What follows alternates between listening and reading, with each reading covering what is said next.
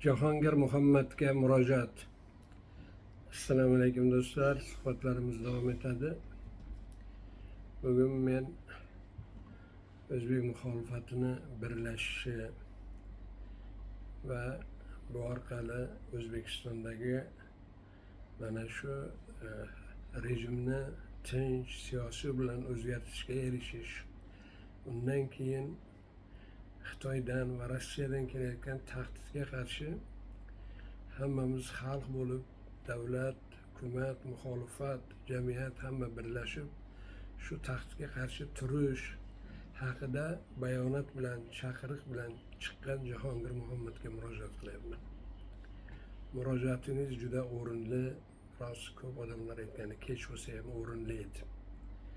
Va juda yaxshi demak munosabatlar bo'ldi. Men ham qo'shildim, boshqalar ham qo'shildi. Bir 10 ga yaqin guruh qo'shildik bunga. Jahongir Muhammadning o'zi biz turonchilar, milliyatchilarimiz deydi. Biz muhofazakorlar deymiz. Ayollar qo'shildi. Botir Hasanning milliy murosa harakati qo'shildi. Yoshlar va boshqa bir 10 ga yaqin demak Do'stnazar Xudoynazarning muhojirlar harakati juda yaxshi bir demak tashabbus bo'ldi va juda yaxshi bir birlashish bo'ldi. Undan keyin demak jamiyatda ham juda yaxshi bu Jahongir Muhammadning chaqirig'iga ijobiy munosabatlar bo'ldi. Sirojiddin media va boshqa, hatto O'zbekiston parlamentidan ham bir qo'mitaning raisi munosabat bildirdi. Juda ijobiy bo'lmasa ham juda bir ijtimoiy tarmoqlarda yaxshi munosabatlar bo'ldi. Shunday yaxshi niyatlar bilan demak bu harakatni boshlab yubordik. Bundan endi 1,5 oy bo'layapti bo'lganiga. Darrov bir tashkiliy qo'mita tuzildi.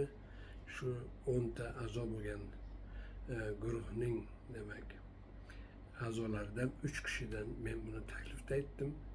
30 kishiga yaqin, shu jumladan Xidirnazar Alloqulovning O'zbekiston ichkaridagi partiyasi ham qo'shildi bunga.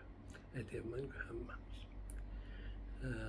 Birinchi qiladigan ishlarimiz o'zaro tanishdik va bundan keyin qanday demak ishlar qilamiz, bular haqida bahslashdik. Endi majlislar o'tkazdik-da. Haftada bir majlislar, dushanba kuni majlislar o'tkazdik. Unga markaziy kengash nomini berdik. Va zudlik bilan dasturni va nizomni tayyorlash.